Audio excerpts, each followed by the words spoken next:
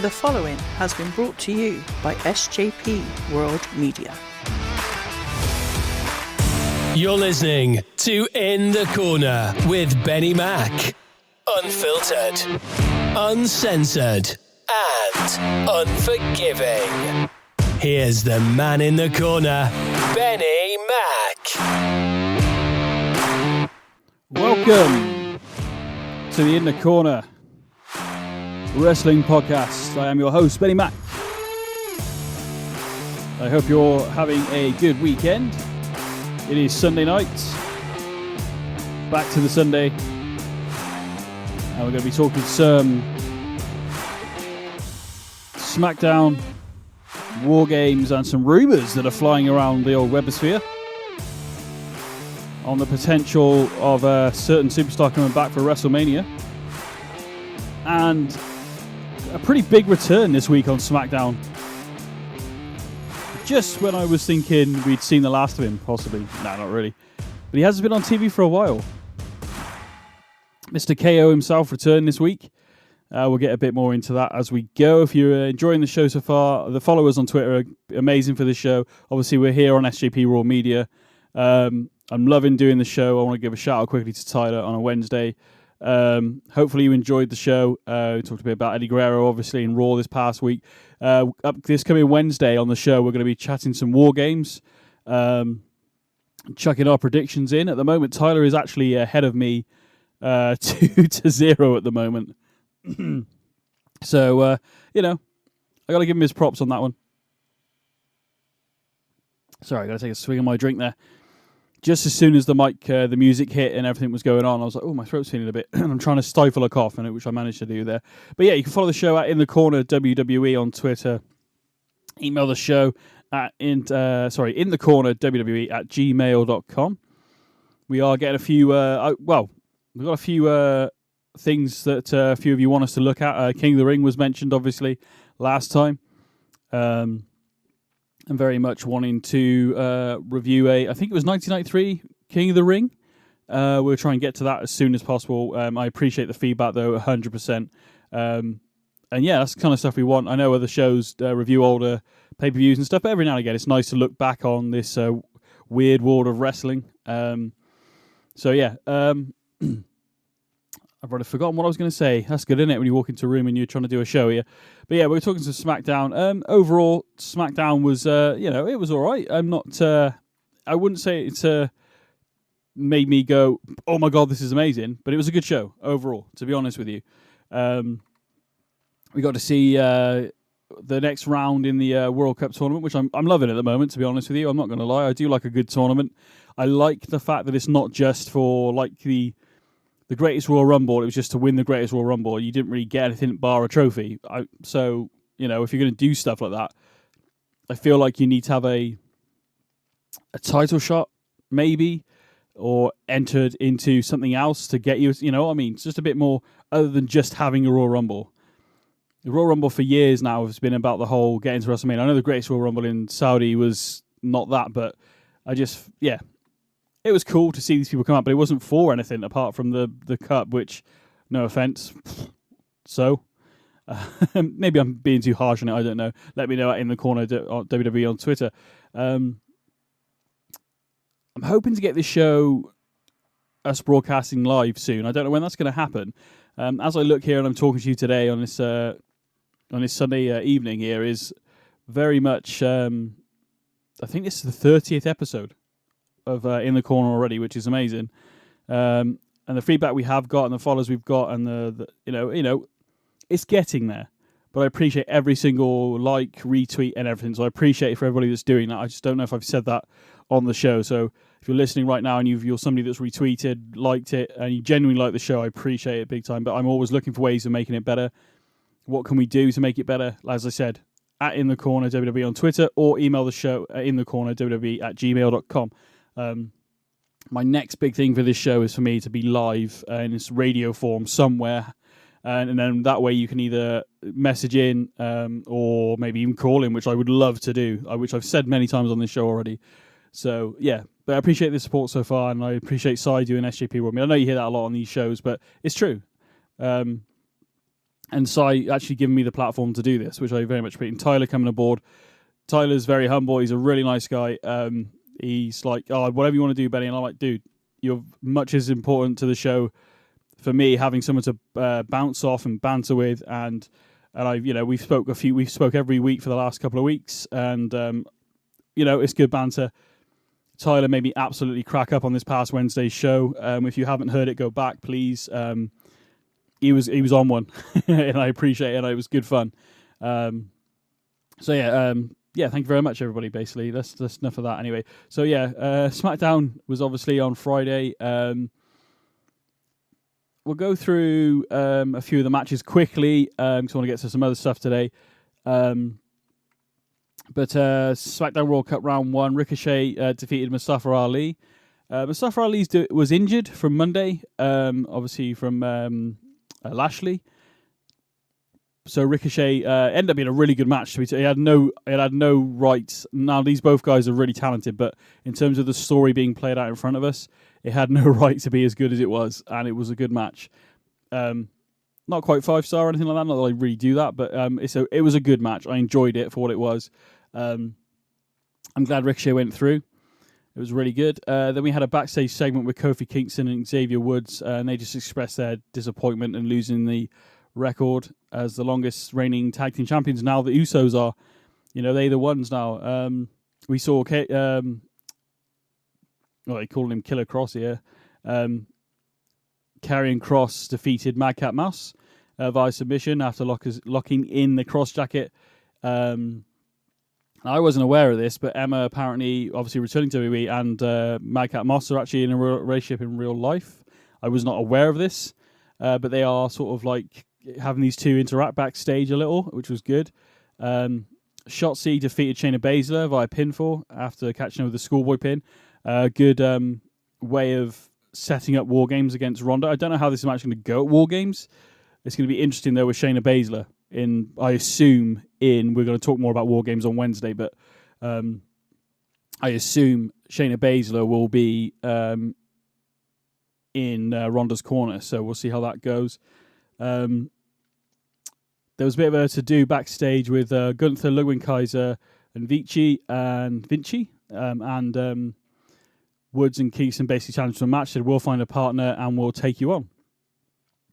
And this was a nice little way for the potential for the New Day's mystery partner, which ended up being Braun Strowman. And I was a bit like, oh, for goodness sake, okay, it is what it is. But the match was really good, and actually to almost tease us Gunther versus Braun Strowman. Now, I did say, I think it may have been on last week's SmackDown show, but I did say I would like to see that, actually. But to be totally honest with you, no matter who Gunther ends up facing, whether it's Strowman, Ricochet, whoever, it should be it'd be a good match regardless, is what I'm getting at. And then they beat Gunther. Actually ran away from Braun Strowman, which was because of the way Gunther's been the last few months with the IC title. The fact that he ran away from Braun Strowman, I haven't seen that from him, so it was quite a big moment, and actually made a lot of sense. And actually, again, it ended up being better than I was expecting, because I wasn't expecting that. So. And then backstage, Ricochet confronted Braun Strowman, because Ricochet was the one who lost the title to Gunther. Excuse me, has never really had a rematch as far as I'm aware.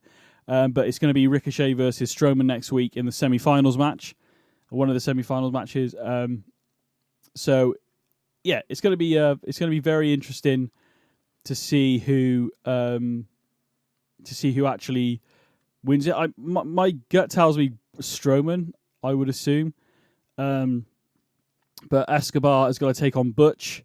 So it's either going to be Escobar versus... So basically, we're going to either... In the final, we're either going to see Butch versus, I don't know, Braun, Escobar versus maybe Ricochet, or Butch versus Braun. I don't know. It would be quite a coup for Escobar to win and go against Gunther. But I do feel like it's either going to... I mean, I could be wrong on this, obviously, but it feels like this tournament has kind of been set up in a way...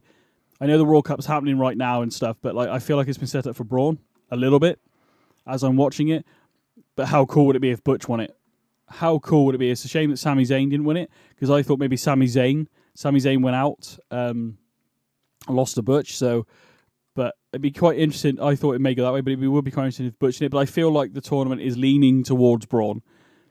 And there was a little comment by Ricochet backstage. Now, I think I mentioned it, but Braun Strowman said something on Twitter about he doesn't understand wrestlers that do all these flip-flops, is what he said. And Ricochet called him out on it on TV, which was really cool. So they're like mixing that real life and, a work, whatever, together. And it's nice when they blur the lines like that, because it makes it more interesting. So I know it's only a little thing, but it makes it interesting. As I said at the top of the show, Kevin Owens returned. As it panned out, I didn't know whether it was going to be Judgment Day in OC in Wargames, but it's not, which I'm kind of glad about, to be honest, because I felt the more stuff going on with Ridge Holland and Butch and Sheamus with the Bloodline as well, Brawling Brutes, obviously. I felt that was more of a Wargames match, and that's the one. I know they got the women's Wargame match. And I want it to be good, but unfortunately it just feels like it's going to be... It probably will be good, but the story that's led us to this point has been very lackluster. We've already said it, me and Tyler. And it hasn't been amazing. So it's going to be a spot fest. It probably will be good in terms of what they do in the match, but I'm not really invested in the story, whereas the Bloodline is very obviously over at the moment. Sami Zayn, the UC stuff, Sikoa, the Usos, Roman, Paul Heyman, the lot was really good.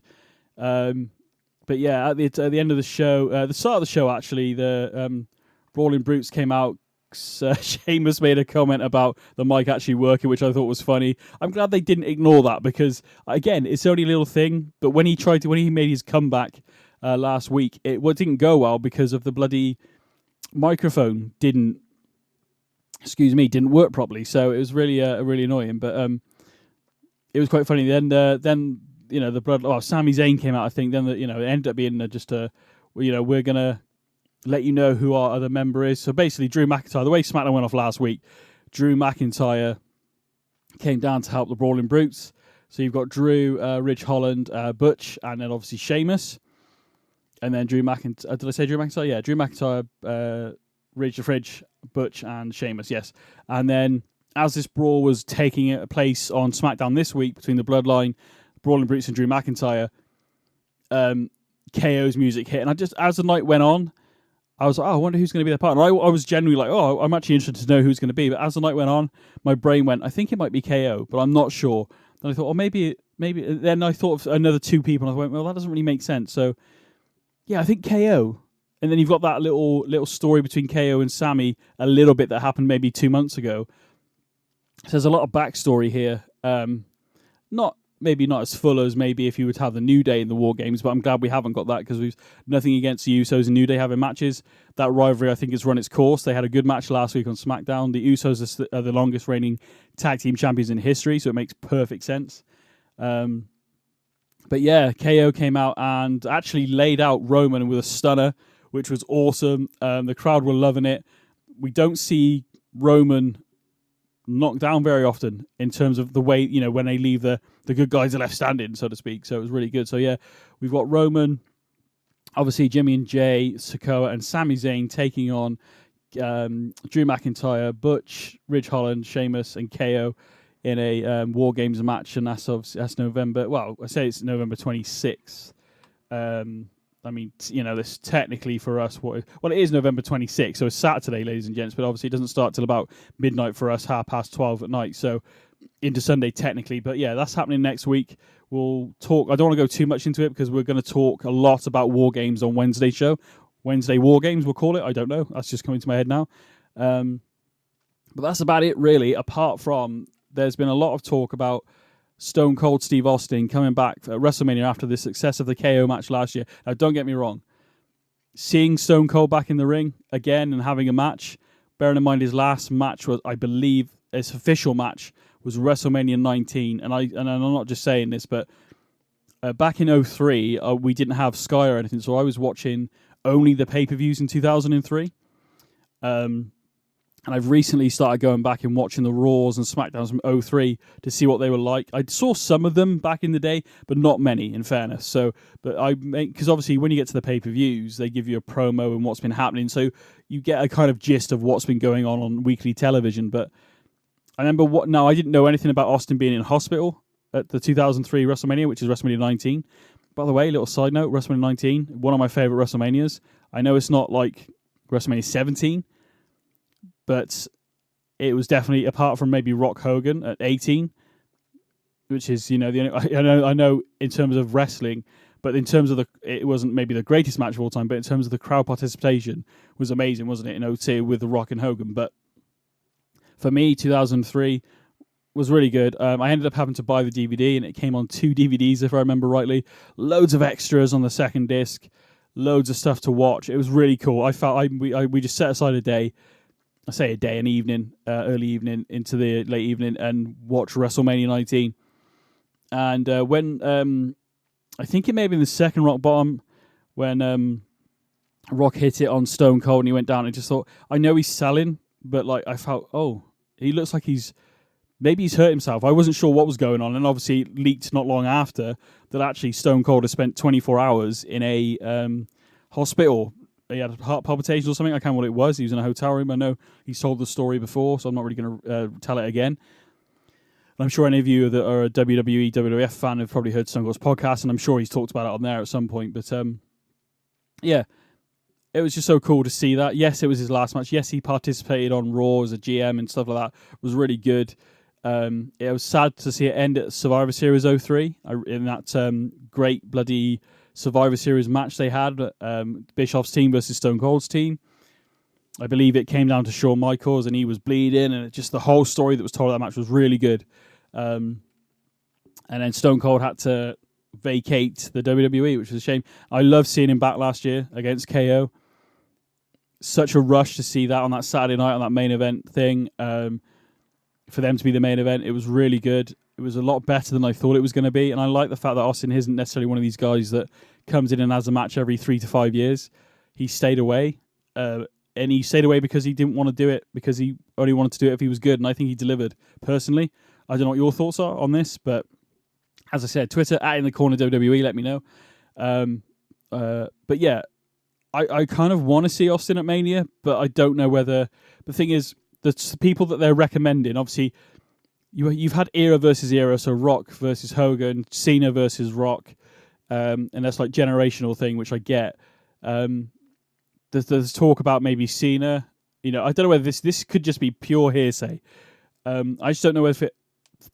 I'm in two minds here, right? Because if you're going to do it, and it's either going to be... I kind of feel it needs to be Austin versus CM Punk. Nothing against Cena, but Cena's like the Rock of the new age, and I feel like CM Punk... I'm not saying CM Punk reached the level of Stone Cold's Rebel or anything like that, but the personalities are similar, and they both sort of said, shove it to the boss. So, excuse me. And I know CM Punk's stock probably isn't the best at the moment with what's going on in AEW. I don't know the full story over there, so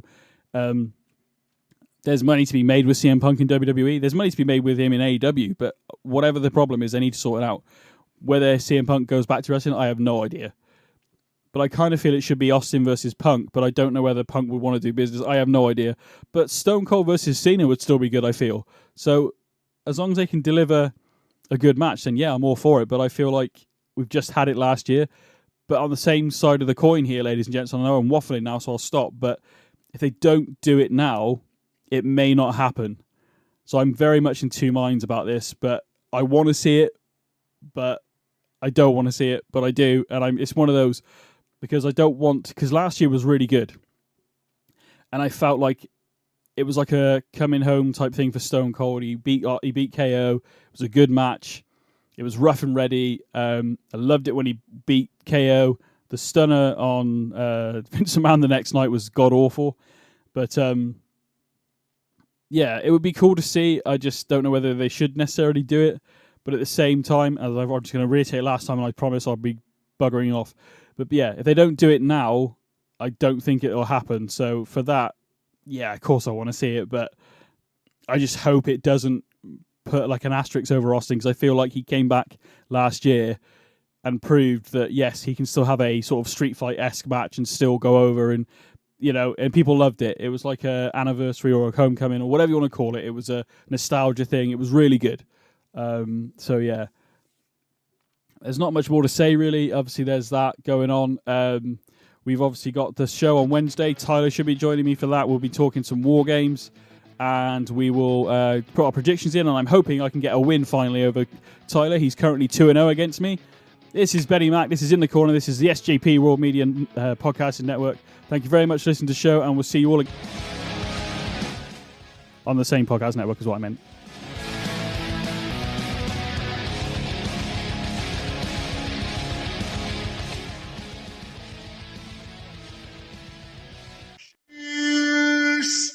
Cheers, please.